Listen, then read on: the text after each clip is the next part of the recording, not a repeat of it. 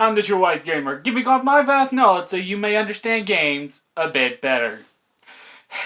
I don't like Earthbound, or many of its clones to be honest.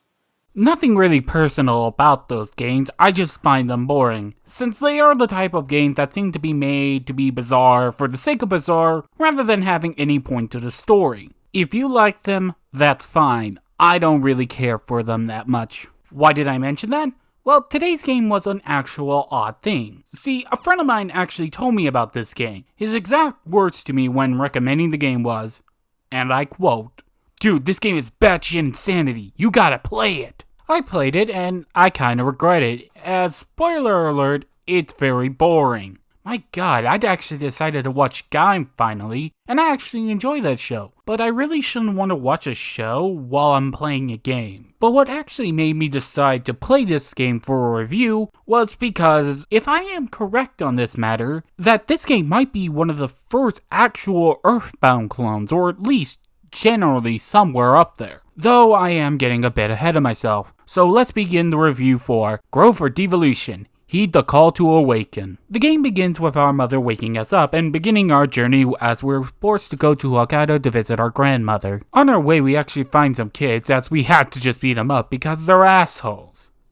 Yeah, kids are always assholes. We're actually asked by them to climb the mountain to defeat a monster that's been, well, lurking there, and we defeat it quite easily. While we're there, we actually find this weird stone, but we're forced to retreat as we notice Hokkaido in the distance. And then aliens. Wait, what? Yeah, this is where I started to believe that the game was being a clone. I mean, look at this kid for a moment. Yeah, kind of familiar, right? And I mean, let's also add in psychic powers, aliens, bizarre foes, a few of which I actually have to legit censor because if I showed them, I would be flagged. Just trust me on this, you wouldn't want to see them. There's actually a few more in the game, but I'll reference them when they come up, just to be clear.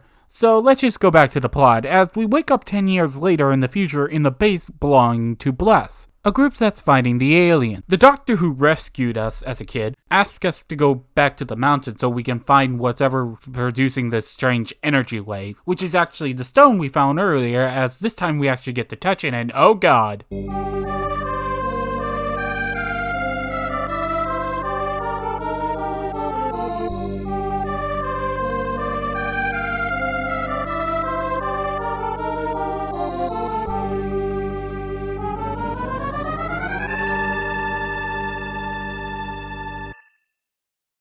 Let's talk about spirit science. Oh wait, Snake already did that already. You ever seen it? It's batshit insanity. It's a pseudo new age cult that basically believes a lot of nonsense, like so much nonsense that I legit cannot process how much bullshit they make up. And here's a list of things they actually believe in. I'm actually having to read this because sometimes I still don't believe it. Martians are real. Also, the Illuminati's real. They're also run by the descendants of these Martians. Yeah. Yeah, we're not even at the bullshit, the high level bullshit yet. Atlantis is real. They were actually on it too for some reason. There's also another group there, but I'll tell you that in a moment. Telepathy's real. Really. No, a flood happened. Well, sort of. They said that it sort of happened, but kind of not in the way they say they do. And, the moon is hollow. Oh, these childish things. Lumerians are real as well. Because, not the race I'm talking about yet. There's this person named Thoth, and he's the guy who actually made the pyramids. And no, not the god of Egypt, of Thoth. Just a person who's called Thoth. Because they're like that for some reason. Water's alive. Enough said. And this one is the personal one that I always get a joke out of. Jews are from space! And I will not be denied that because they actively said this. Here's the clip. 2 extraterrestrial races stepped in. Not one, but 2 completely different races. The first race were the Hebrews, coming from our future. Thoth says that they came from off-planet, but we don't know where exactly. Now, you might not think they believe that still, but I have to say they have never said anything that goes against this. Or at least that they do not believe this. To be clear. And odd part is, most of this, except the space Jews and the Martians, yeah, they're all important. Well, actually, maybe the space Jews, but we'll talk about that in a moment. This is the stuff I have to deal with, folks. Anyway, let's just return back to the plot, or at least a synopsis of what's gonna happen. We return back to the base, and we already learned that the aliens got there and attacked everyone, and the Doctor is actually dead. Well, mostly dead. He tells us everything we need to do to help defeat the alien. And that's it. We need to find the 7 Godstones, one of the stones we've already found. Kind of like another game where we need to find a few objects to defeat the main villains. Also, Spirit Science says this shape for some reason helps with reaching a higher level of consciousness. I don't know why, but whatever. And that's really the plot. Find the Godstones, fight the aliens. Interesting setup, but I'll talk about that later. Now with the setup done, I can now talk about the gameplay, since I know some people don't like me when I go on about the story a bit too long. So let's just get the gameplay out of the way now. The game is a standard issue turn-based RPG, you know the deal. So what is this game's special twist on the mechanic? Well, not that much, since Psycho or Psychic, which I don't know why the translation is that instead of just Psychic. Maybe it was, but they originally just changed it later on because they didn't want to be accused of being a clone, maybe? It's just basically magic with just a different name, and it just does its job. I mean, it's just magic. The actually only thing that makes this game a bit unique is the chakra mechanic. Yeah, my Spirit Science thing was important. You see, every time you touch a Godstone, you unlock a level of chakra. These can actually grow as you gain Cosmos Stones, which you gain through battle. And it's a bit annoying to gain since you need a lot, but you barely gain any as you fight. Well, except on boss battles, where you can actually use an item to double it, so it's really helpful there. And as each of your chakra levels goes up, it gains a new abilities, such like Pummel Strike or Analyze. These abilities are very useful. The real massive problem is that they're flimsy in most cases. Yeah, I would love to use them on most times than not. I always just had a hard time of just landing them, since most times than not, I could not get them to hit sometimes. I mean, sometimes I could with very much ease, and other times I couldn't, and there was no real reason for why, that I just stopped legit trying to use them that much. And I mean, I still would use them because since they're very powerful, but that doesn't mean they're not bad, if that makes sense. It's just hard to justify to myself to use the abilities if I don't know if I can actually use it. Though what actually makes the mechanic more interesting is the ability to link 2 chakras together once rank 4 is achieved for those 2 chakras. That's allowing for a lot more options, but again, the same problem, not able to use them efficiently. So, what do you gain when you link 2 chakras together? Well, you gain an ability as well, which can be massively useful, like gaining more stats when you level up, or heal HP and MP at the end of each turn, which I never took off Mina because it was that useful because she was the medic of the group. And speaking of that, let's talk about roles for a moment. Gen, or you in this case, he's your average pro tag. Decent at first, but becomes way stronger later on. Mina's the white mage. While focused mostly on healing, she can use status effect and offensive magic. Heat is the physical damage dealer, and I call him that because I don't believe anyone would call their kid Heath. I'm just saying. He basically only deals physical damage because his magic attack is just so pitiful that I don't even bother. Basil is the battle mage of the group, and is by far the weakest link in this group, since he always has a hard time comparing to the others, and his magic can only help so much. I only say that since magic stopped being useful for a time, well, except healing magic, but that's just the norm, because your enemies would have high sideshow defense, while your sideshow defense is utter garbage. It's not even good enough. I mean, he dies a lot from sideshow attacks a lot more times than not, and it just gets annoying to revive him every time. So it just became that more times than not, I would just auto-attack because I just wanted to get the fights over with. I would say I started doing that around 1/6 of the game when it just became obvious to me that magic was just not going to work well. Well, most of the time. Granted, I should have used it more on fodder enemies just to get it done faster. And also because I have infinite NP, so there's that. Yeah, the game has a lot of save points. So many save points, in fact, that I never died, except near the end, and even then, if you died, doesn't really affect anything, you're just resetted. It just made me not take fights that seriously, though that's not helped with the design of the enemies as well. Yeah, speaking on that, let's talk about the graphics. It's alright, I mean, it's not the job very well enough. Basic enemies scale from what are they doing here to decent to cool looking, like this guy. Looks really impressive, like wow. Then we have this guy, just wow. And again, I'm not allowed to show it because I would get super flagged. Just note, messed up. Though, to say something that they could have improved on is maybe add 2 more rows of pixels for the characters. That's just me.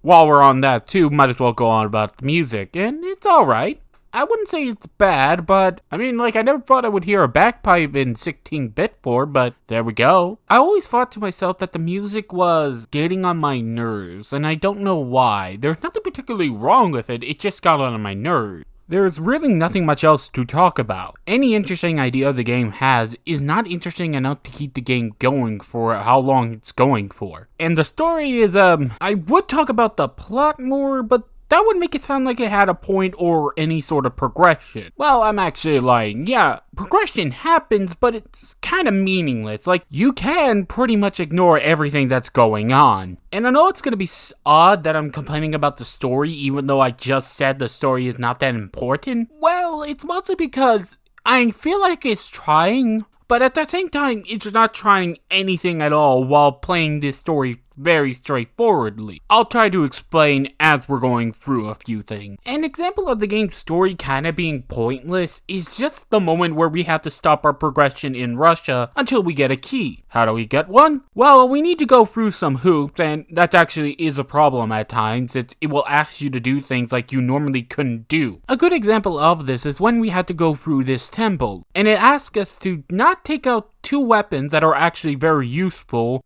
until you beaten the dungeon. Yeah, and you had to put something in a chest that you got from a chest outside of that room. And the game gives you no idea that's what you're supposed to do. Sorry, side noting over. Let's get back to the topic I was going on about. Okay, so we need to talk to this guy, though to find out where this guy lives, you need to talk to this woman here. But anyway, he won't do it. So then you have to go all the way back to talk to this guy and hope you see him, because more times than not, I did not see him. And one time I thought he actually moved. That was fun. Then you have to go back to him and they'll say okay this time. As you are at the gate now, a group of people are just there and I don't even know what's their deal. They're just disgusted by him. Why, you ask? Doesn't matter. It is not a focus and it's run away super easily. Like, you don't even need to learn about why they're disgusted by him. You can entirely ignore it and just progress forward. And the only way you can actually learn it is if you talk to this guy right here and peg him. Yeah.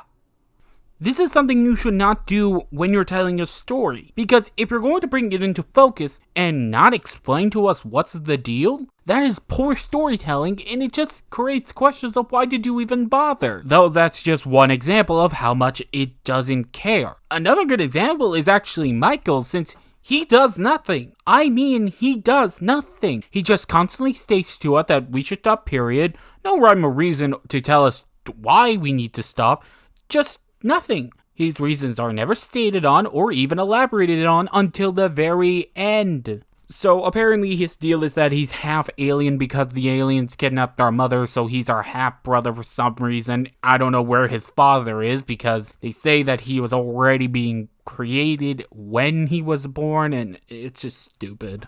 And even after learning that, nothing comes out of it. He just still does the same thing that he always does. Appears, says stop, reduces us to 1 HP, then fucks off. The only time he ever does anything is at the tail end when he destroys the barrier of the final boss. Well, sort of final boss, I'll explain in a bit. Though in all fairness, none of that compares to one of the worst examples of the story not caring and kind of being pointless. That being I. Yeah, she becomes a party member, and the best way I could describe her character is that she got woman in refrigerator. That is not actually a joke. For those who don't know the term, that means she got killed, not for her own story, but solely for the sake of a male character's development, and even then, she really didn't. Honestly, I wouldn't even mind her death if it did anything really with eye or heat. But they didn't. High Steph really didn't mean anything in the real grand scheme of things. Like, we only had her for like one dungeon and a few overworld maps. That's it. And we really didn't learn anything about her at all. Like, we learned that she has a grandmother who adopted her. That's about it. Also, she got pregnant with Heat's kid and then died. When did they hook up? I don't know. Why did they do it? I don't know. Never stated. It just expects us to just accept it without reason, and it's really annoying. I can accept cheap romance, I can accept bad reasons for fights, as long as you have a reason for stuff happening. Not giving a reason is worse than giving a bad one, because we at least can use it to explain stuff. Actually, speaking on Heat, let's talk about something here. The game would like me to believe that he would be going on a revenge plot. Well, sort of. It sort of happens, but there's also another thing that I need to mention about Heat. You see, the part that really got me annoyed about this, and why I even bothered to mention it here, was because Heat gets another love interest. Yeah. And this one, oh my god. This pissed me off to the point where I said, fuck you, game. Because you just made up a new character instead of using the character that you already had. And it's even less developed, if that can be believed. I would also talk about the other characters' backstory, but they're so laughably dull that I don't care. Basil has something that could work if they actually tied it into the story, but they really didn't. I mean, like, we see this guy again, and he does nothing. And really, Basil's love interest that kind of appears very late doesn't really matter. And Mina, the best way I could describe her is girl. That is all. And Gen's a mute, so I don't really have anything to work with here. Well, actually, I'm sort of joking. There's something called the diary, where basically every time you save, you get a chance to write in it. That's where you save. But what's actually interesting is that you can read it and see the character's thoughts. Though I would ask, why not just, let him speak? But there we go. And some part of me actually would have accepted this if the game didn't have a flippant tone, or some irrelevant tone that the game has for a good chunk of it.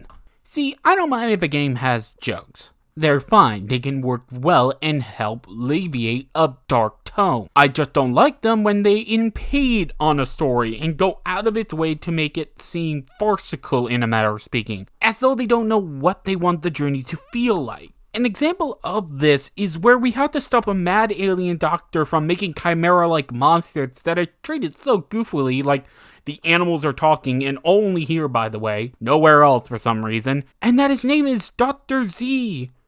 Oh, Dr. Z, won't you love me? To another part where we have to stop the aliens from desertifying Africa, or else a town will literally die. Yeah, kind of tonal whiplash, ain't it? It's frustrating. Like, why do you want me to take the situation so seriously when you aren't? Or it's more accurate to say that the game has no way to make this all feel natural, thus I find it hard to get into the groove of the game. I honestly could not care less, or at least not as much as I did in Hirosenki, which at least had a consistent tone. While it did get serious at the end, it at least went and ramped up to that point, while not losing the tone it was still having. Honestly, I still feel bad for the game since I felt I was way too mean on that game, while I still think it was good. Unlike this game where it kind of feels hollow. Everything the game doesn't actually ever feel that genuine at times, because the jokes, oh good lord, the joke, they feel off at times. They feel never on point. They feel like they just wanted to make a lazy joke about, oh, ain't this crazy? Well, yeah, anyone can do that, but a funny one is running with it. Like, that shit's funny to me. That's my favorite type of comedy. And a good example of this is Batty himself. He is funny. He gets his shit constantly kicked in, and the joke is not lost on him. And it just happens that he just becomes a gag rather than being a gag. And yes, there's a difference. The best way I could describe this game's tone is through Chisnekra again. Ironic, but using the opposite of red-faced seriousness with deadpan comedy. It's where the story is so serious about what's going on, while at the same time trying to be funny. It never works. The thing that actually epitomizes this is Maya Town. A town where everyone says Maya and the town is just kooky, trying to be funny, but it's surrounded by a post-apocalyptic world where everyone's trying to fight the alien invasion, where it just feels out of place. Also gonna just mention this, I would like to ask, did the translators change that much? Like, did they actually change this line in particular? Yeah, if it was changed, good lord. And if not, oh god. So, let's just get this all done and over with. So, what is the deal with the aliens? What the hell's the deal with the monsters in the overworld to begin with and all that stuff? If you noticed by now, I didn't really even talk about the aliens in and of themselves. Well, that's mostly because they're not interesting. At all. They're very generic for evil's sake type of villains, and are never interesting to watch in any case. In fact, we don't learn anything about them until like the final 1/6 of the game. Except for the monsters, which that actually gets odd. Somehow, Ai's grandmother found out for some reason, I'm not entirely sure how she found out. Apparently, they are made from the collective fears of humanity. Yeah, I'm not even joking. Yeah, gaze into the face of horror. This thing will bring about the end of days. And this thing? Okay, yeah, never mind. That thing is terrifying. But seriously, how are they doing this? Never explained. So let's just strap in, folks, and I'll try to explain. Let's begin with the aliens. Well, sort of. Since they're technically not aliens. Yeah, they're Lumerians. Yeah. And they were on Earth first until some event occurred, said to be some event that links to Noah's Ark. It gets weirder. They have a moon on the base that's hollow, and it's run by Lucifer. No, this time just a program just to take the Earth by force. Yeah, seriously. We actually destroyed it, and I think it actually blows up, though it depends on your choice, but I still think they destroy it somehow, not sure. Anyway, after doing that, we find Atlantis, and we have to go there. On there, we actually find Gen's mother, who's basically being made to just make more soldiers for the Lumerian. Yeah, it's messed up. Why did they do that? Well, it's because she has genes that basically makes the aliens more powerful. Though, wouldn't they think that humans were weaker and barbarians? But it doesn't even matter. Also, this is the only time Gen will ever talk. Yeah, we also defeat Poseidon, because for realsies, and then we get contacted by... Yeah, he's on the continent of Mu. Another thing Spirit Science said was a thing. We go there and pretty much defeat him like we did with all the boss battles beforehand, and the day is saved. God, I would love to say that, but that's not what happened. So, okay, remember Michael? Okay, I was going to make a joke in my review that Michael was going to start up a sex cult or something in this game, since it would have been a funny reference to a funny book. However, I didn't think my reference would have some point in it. Because... and I gotta have to say this clearly. Remember when the aliens left? Well, what caused them to leave to begin with? Well, God told them to and just basically said, fuck off. Yeah, God appears. I'm not even kidding. Yeah, apparently God didn't like the aliens, just told them to fuck off. Yeah, he's also made the Godstone hoping the humans would use them to evolve to a higher level of consciousness. Why? Because he wants a physical form. No, seriously, that's it. I don't know why he chose to do this, but whatever. He's also technically not God, but someone who just used it for its own purposes, and it's just stupid. Just so stupid. Let's talk about this final boss, and because I needed to mention this because I actually now only noticed that I didn't talk about special skill, which actually only Gen can use, which the others get one except Heat for some reason, I don't know. Anyway, the only way I could actually hurt him was using Gen's special move to deal enough damage to him, that he wouldn't just regen already. But it wasn't enough since I could barely hit him, unless I equipped this chakra here that would allow me to hit him more easily, and yeah, we then killed God, like so many RPGs beforehand. Now you would think the game would be over, but no, there is one more part. You see, after you killed God, some people are scared of you. Yeah, because that makes sense, even though he was an evil prick. Anyway, they decide to trap a little bit until they notice something odd as they get flung off the ship as it were just here for some reason. As now we gotta fight our sadness, our anger, and our insecurities, which want to become God because... I don't know. If you got a good reason, you better tell me. I only mention it here because it would be weird if I didn't mention it. That makes sense. Also, mind you can't defeat these enemies in a normal manner. You have to defeat them in a certain way. To be clear. And that was Grow for Devolution. The game was just bad. There was nothing really here to grab you for long enough, because it really felt like it was fighting itself every time it did. Well, now, would I recommend it? No. But if you're into weird stuff and you can tolerate that, go right ahead. Next time, I don't know.